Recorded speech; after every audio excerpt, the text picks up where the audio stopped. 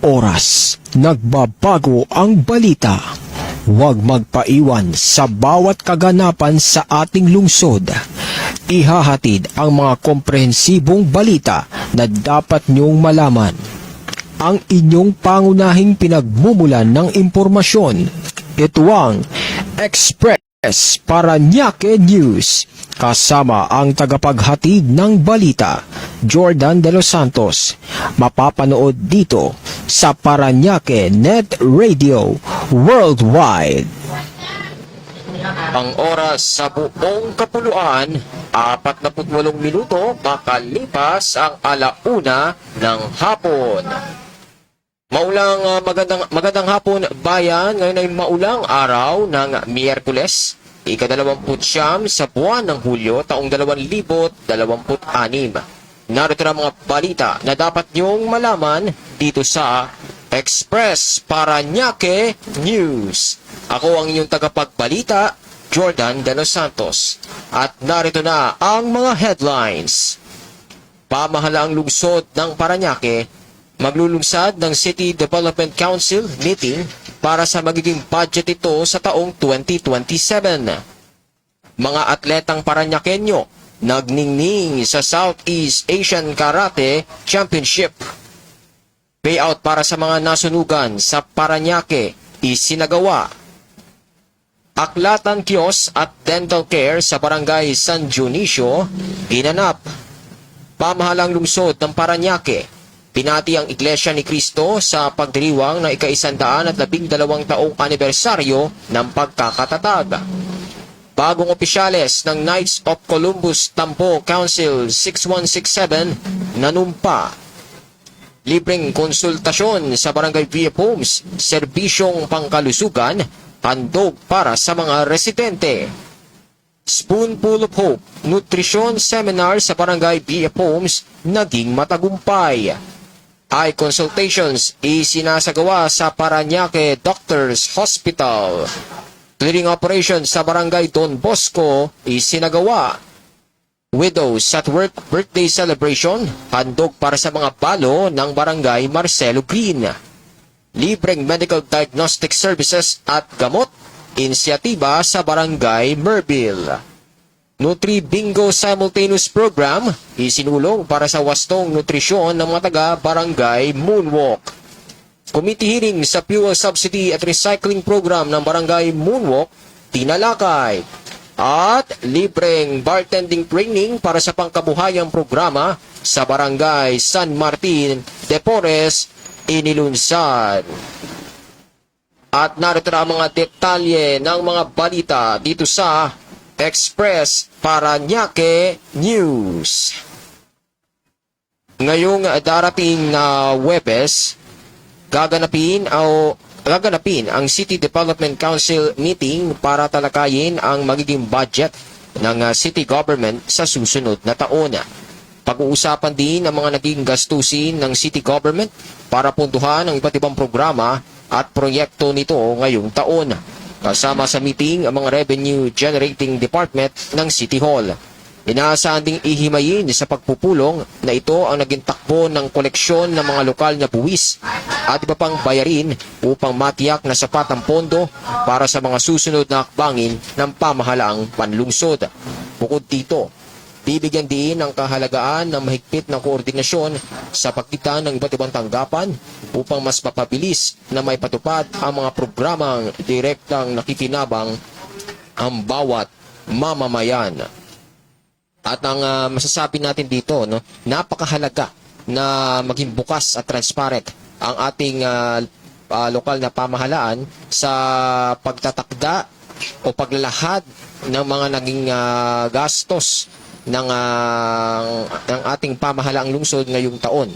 Ang pagtalakay sa budget ay hindi lamang simpleng numbers lamang, kundi patunay dito na meron ditong pananagutan sa taong bayan. Kung saan masisiguro na ang bawat sentimo ng pondo ng bayan ay napupunta sa tamang programa na may direktang epekto sa ating komunidad.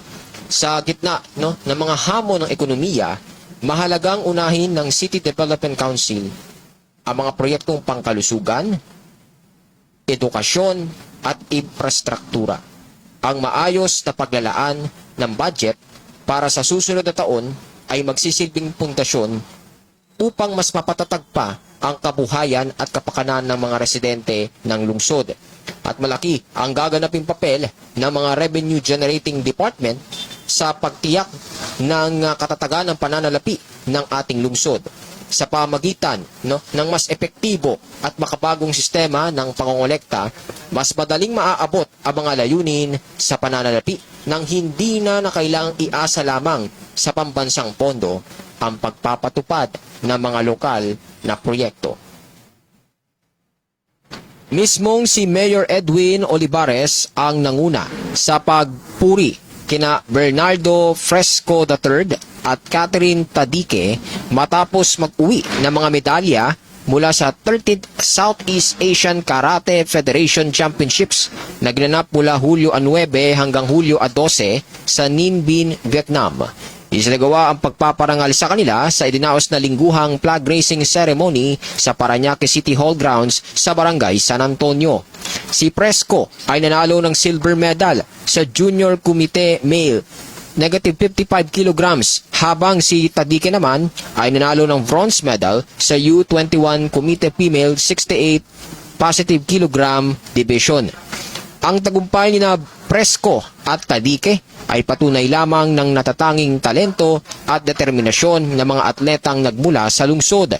Ayon sa lokal na pamahalaan, ang kanilang tagumpay sa international arena ay hindi lamang nagbigay karangalan sa bansa, kundi nagsisilbi ring inspirasyon sa mas nakararaming kabataan na pasukin ang larangan ng palakasan at itaguyod ang disiplina sa pamamagitan ng karate. Ang kanilang tagumpay ay malinaw na indikasyon na world-class ang kakayahan ng mga atletang Pilipino. Hindi biro ang makipagsabayan sa mga pinakamahusay sa rehiyon.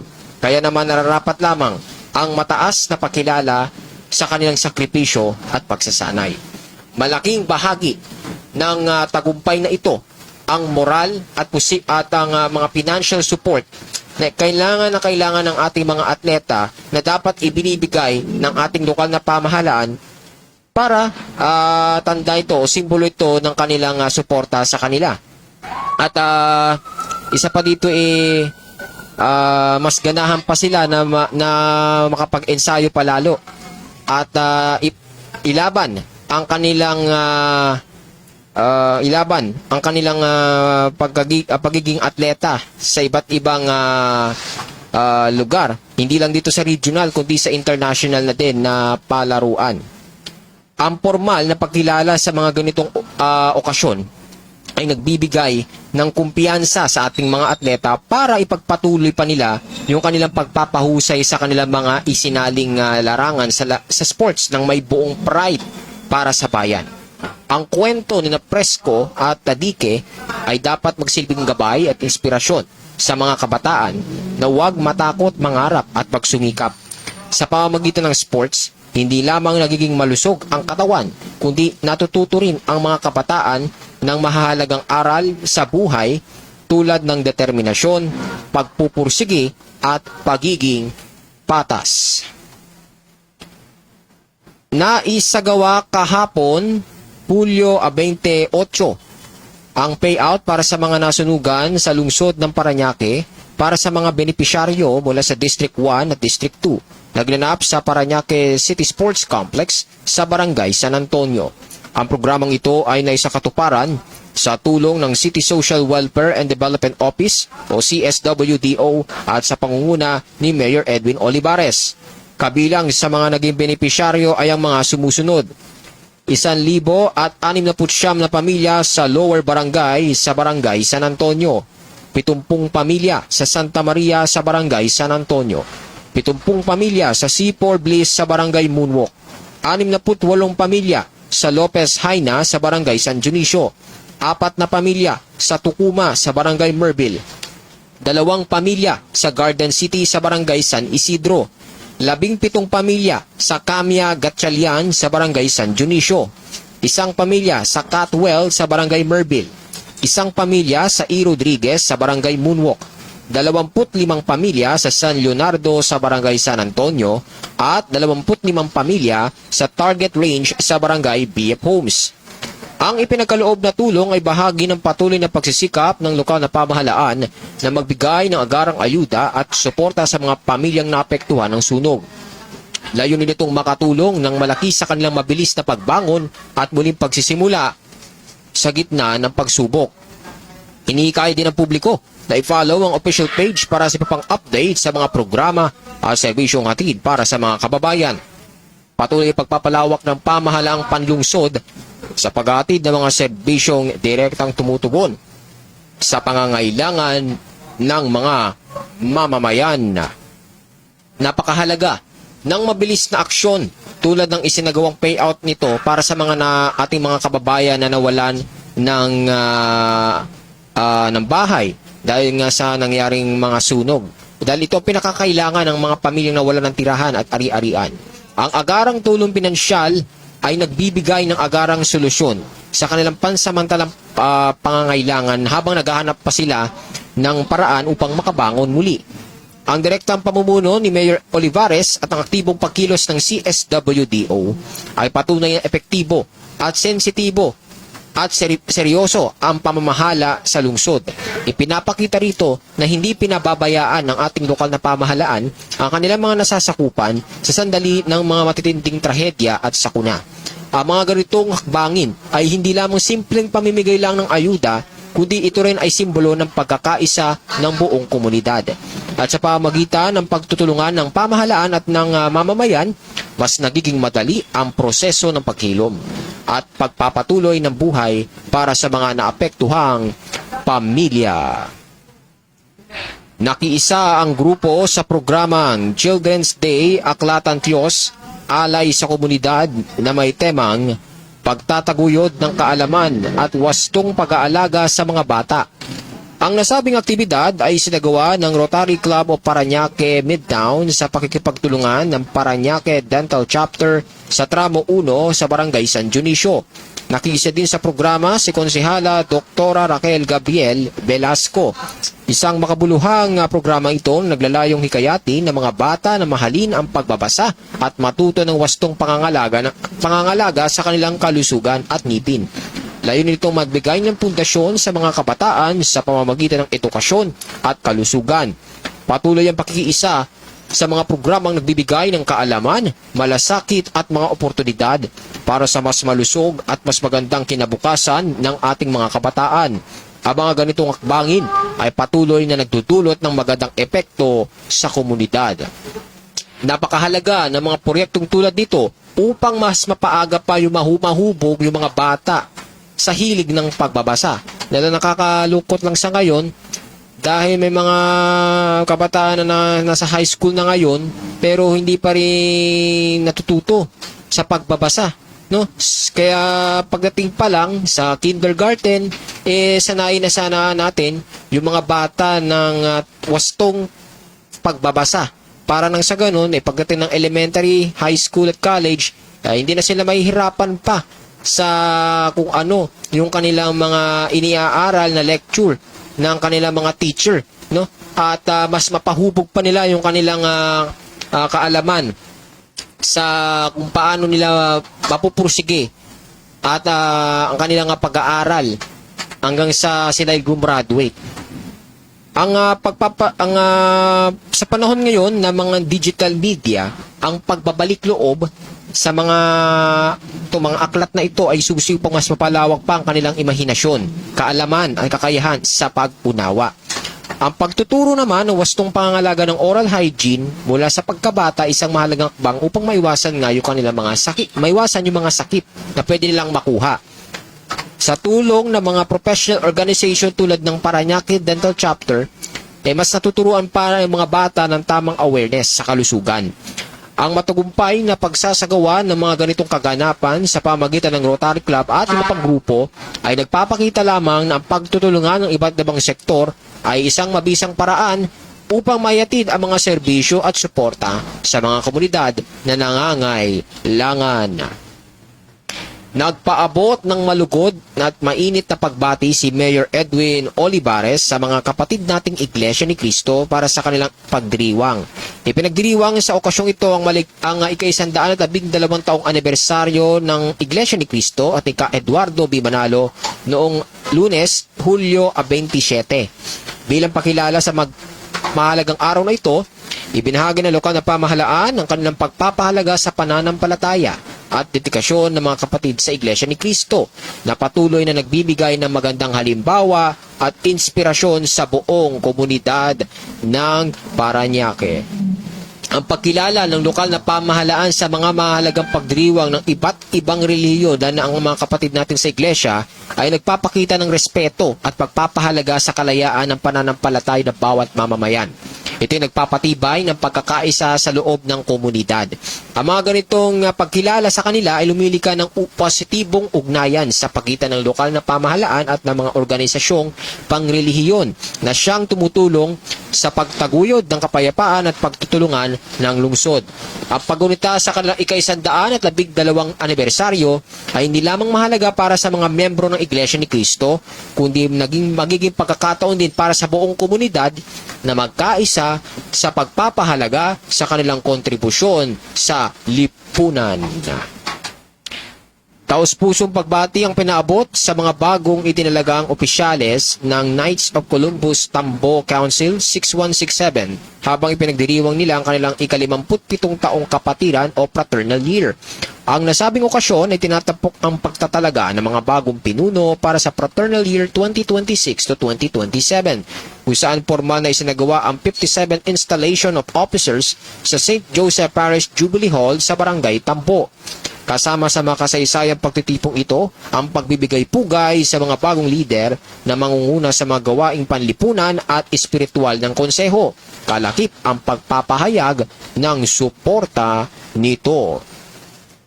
Ang paghalal at pagtatalaga ng mga bagong opisyales ng mga ganitong organisasyon ay nagbibigay ng sariling at sariwang pananaw at bagong sigla sa mga gawaing naglalayong mas makapaglingkod sila sa simbahan at komunidad.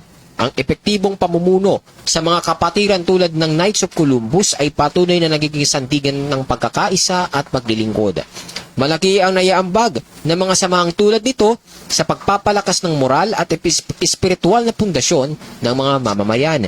Ang kanilang mga programa at layunin ay direktang tumutulong sa paghubog ng mga individual na may malasakit sa kapwa at tapat sa pananampalataya.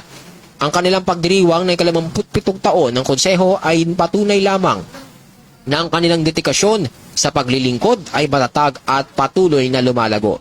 Sa pamamagitan ng mga aktibidad na ito, mas napalalapit ang mga organisasyon sa pagtugon sa mga pangangailangan ng mas nakararami sa lipunan.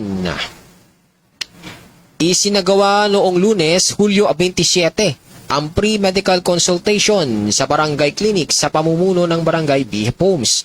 Patuloy na inilalapit ng pamahalaang barangay ng BF Homes ang mga serbisyong pangkalusugan sa mga residente sa pamagitan ng libreng medical consultation sa Barangay Health Center. Bukod sa mga regular na konsultasyon, layunin din ng pamahalang barangay na palawakin pa ang kanilang mga serbisyo medikal upang mas marami pang mamamayan ang makinabang sa mga programang pangkalusugan.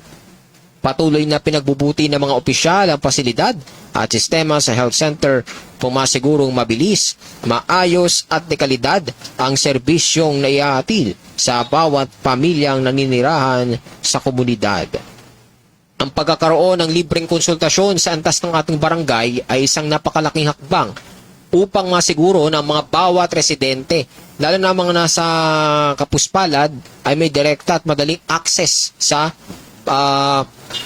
pagkuha ng serbisyong medikal ang hindi na kailangan pang gumastos ng malaki.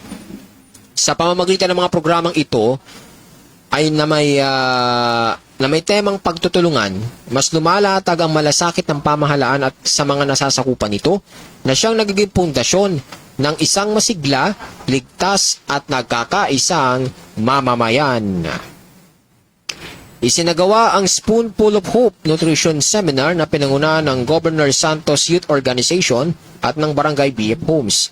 Sa pamumuno ni Kapitan Jeremy Marquez, kasama ang mga kagawad ni sina Paulo Marquez at Cesar Robles, ibinahagi ang kahalagaan ng pagkakaisa at pagtutulungan sa komunidad.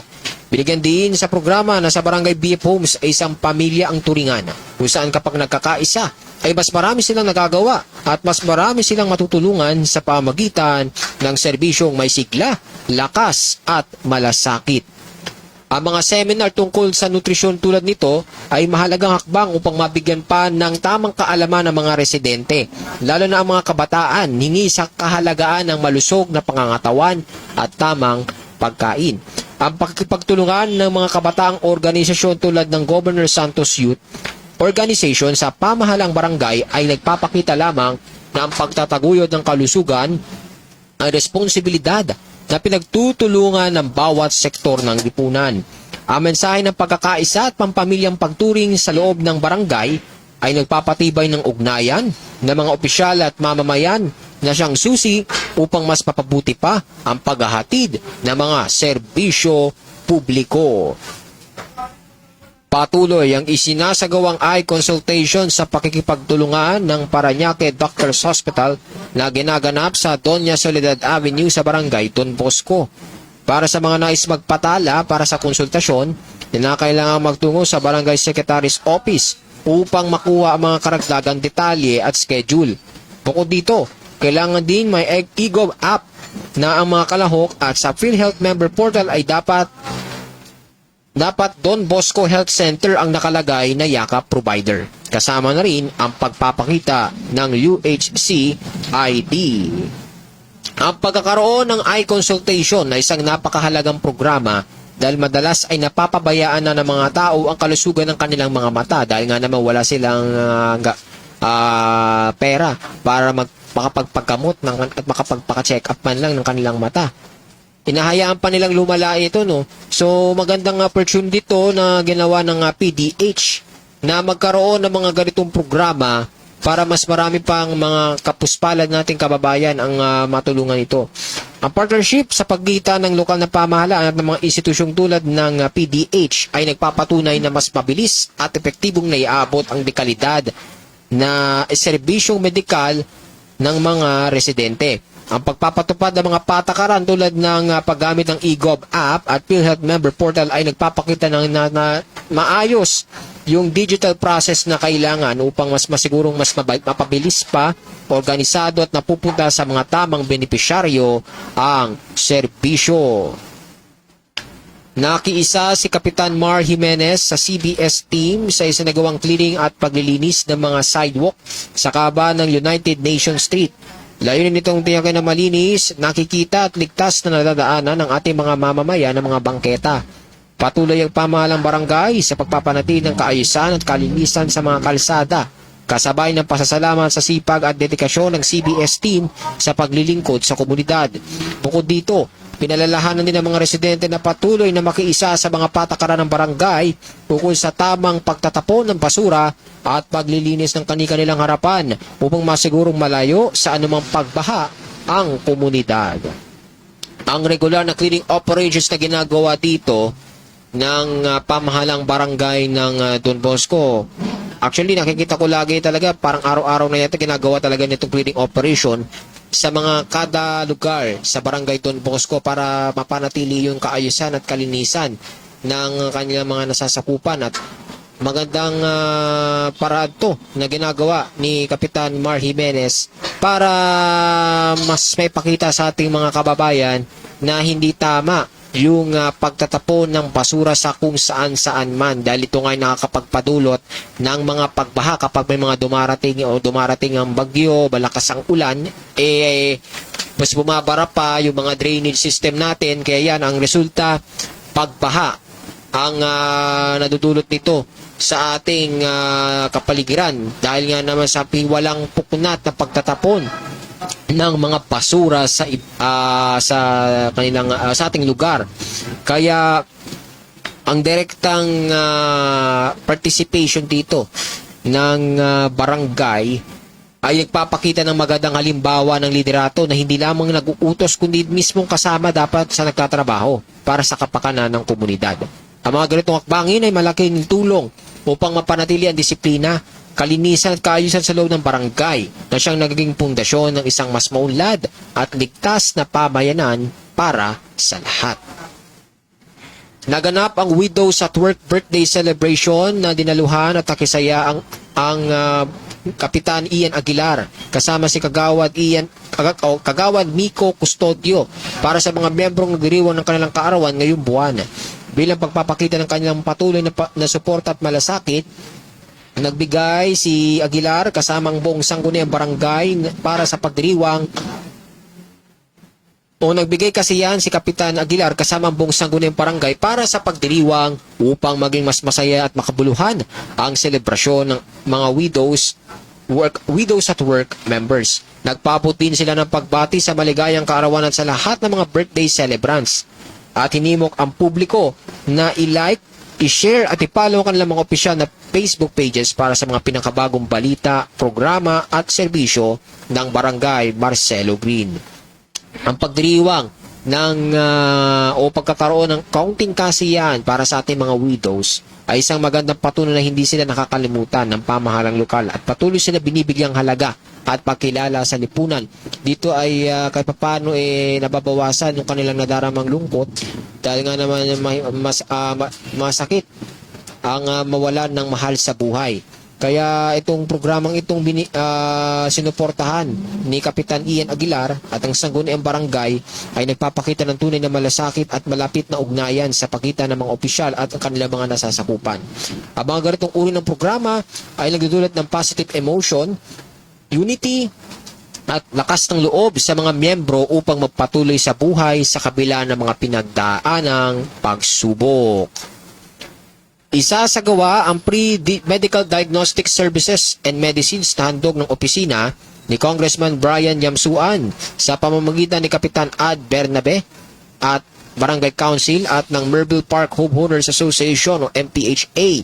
Ang aktibidad na ito ay gaganapin sa Huwebes, bukas, Hulyo 30. Mula alas 7 ng umaga hanggang alas 12 ng tanghali sa Belvedere Covered Court, Merville Park sa Barangay Merville. May nilalaan na unang 500 na slots para sa mga nais makinabang sa halos 3,500 pesos na halaga ng mga laboratory procedures. Ang programang ito ay bukas para sa lahat ng mga residente ng Barangay Merville, kabilang ang mga homeowners at sitio residents. Para makasali, kailangan magdala ng valid government ID, 2 photocopies nito at barangay indigency na may layuning medical assistance na i-issue naman sa mismong venue para sa mga benepisyaryo. Pinapalalanan din ng lahat na basahin ng poster para sa mga detalye sa pagpasting. Ang pagkakaroon ng libreng diagnostic services at laboratory procedures ay napakahalaga upang matukoy ng maaga yung mga nararamdaman ng ating mga kababayan ng walang pangamba sa malaking gastusin. Ang sama-samang pagkilos ni na Congressman Yamsuan at Kapitan Bernabe at upang opisyal ay patuloy na effective ang pagtutulungan upang mayatid ang direktang tulong at serbisyong medikal sa ating mga komunidad, lalo na sa Barangay Merville. Sa pamamagitan ng mga ganitong misyon, mas nabibigyan ng tsansa ang ating mga ordinaryong mamamayan na walang kakayang gumastos ng malaki na magkaroon ng dekalidad na pangangalagang pangkalusugan na madalas hindi nila abot kaya nga na pumunta sa mga private institution at umaasa na lang sila sa mga public institution. Ginanap ang Nutri Bingo Simultaneous Program sa Moonwalk Barangay Hall sa Barangay Moonwalk na pinangunahan ni Kapitana Doc Jemke bilang bahagi ng patuloy na pagsusulong ng wastong nutrisyon at malusog na pamumuhay para sa ating komunidad. Sa pamamagitan ng masaya at makabuluhang aktibidad na ito, mas pinalawak ang kaalaman ng bawat isa tungkol sa tamang pagkain at pangangalaga sa kalusugan. Binigyan din sa programa ang kahalagaan ng pagtutulungan ng bawat pamilya, pumatiyak na mga kabataan ay lumalaking malusog at may sapat na nutrisyon para sa kanilang pang-araw-araw na aktibidad. Ang mga ganitong aktibidad ay isang epektibong paraan upang mas mapadaling makuha ang atensyon ng mga mamamayan at maituro ang kahalagaan ng tamang nutrisyon nang hindi nagiging mainip. Ang mga ganitong programa sa antas ng barangay ay nagbibigay ng pangunahing kaalaman na kailangan ng bawat pamilya upang maiwasan ang mga sakit at mapanatili ang kanilang malusog na pangangatawan. Ang matagumpay na pagsasagawa ng mga gawain pangkomunidad gaya nito ay nagpapatibay rin ng ugnayan ng ating mga residente at ang lokal na pamahalaan sa pagtataguyod ng isang masigla at malusog na lipunan. Ginanap sa Moonwalk Barangay Hall sa Barangay Moonwalk ang committee hearing patungkol sa second wave ng fuel subsidy para sa mga TODA at sa PET Bottle Recycling and Incentive Program ng barangay. Kasama sa pagtitipon si Kapitana Doc Jenki at ang barangay councils. Patuloy ang pagsasagawa ng mga hakbang para sa kapakinabangan ng ating komunidad. Binigyan din sa pagpupulong na ito ang kahalagaan ng pakikilahok ng bawat residente. Pumasiguro maayos na may patupad at mapakinabangan ng lahat ang mga inilatag na programa at proyekto para sa kapakanan ng mga tsuper at ng kalikasan. Ang pagtalakay sa second wave ng fuel subsidy para sa mga TODA ay isang mahalagang hakbang upang maibsan ang pasanin ng mga tsuper sa gitna na naman ng matataas na gastusin sa petrolyo. Dahil hindi pa rin natatapos yung nangyayaring giyera sa pagitan ng Amerika at Iran. Kaya ang resulta nito, na maraming napeperwisyo, lalo na dito sa ating bansa na wala na namang katuturan yung kanilang pagtataas na naman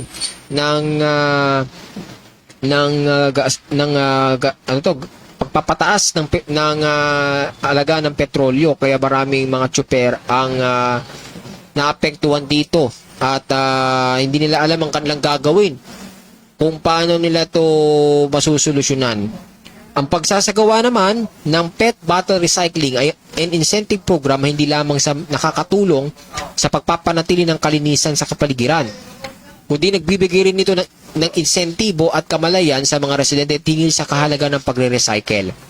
Ang pagsasagawa ng mga pampublikong pagdinig na ito, committee hearing sa loob ng mismo ng barangay ay nagpapatunay na malinaw na consultation at bukas sa pagkipagtulungan sa pagitan ng mga opisyal at ng mga mamamayan. Inilunsad ng Barangay San Martin de Porres Livelihood Program inilunsad ng Barangay San Martin de Porres ang Livelihood Program na pre-bartending training sa pakikipagtulungan ng Sangguniang Kabataan ng Barangay San Martin de Porres. Ang programa ay dinesenyo upang magbigay ng mga praktikal na kasanayan sa mga kalahok at mapabuti ang kanilang mga oportunidad sa paghahanap buhay sa industriya ng mabuting pakikitungo o hospitality industry. Ang pagsasanay na ito ay bukas para sa mga lalaki at babae na may edad 18 at 35 taong gulang. Handang kumpletuhin ang 10 araw na pagsasanay at residente ng Barangay San Martin de Porres. Meron lang 30 slots na nakalaan para sa gagawing workshop.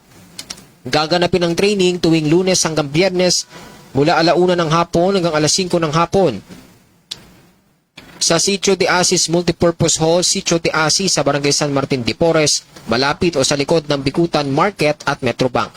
Ang orientation naman ay gaganapin sa Agosto 3 sa ganap na 1:00 ng hapon.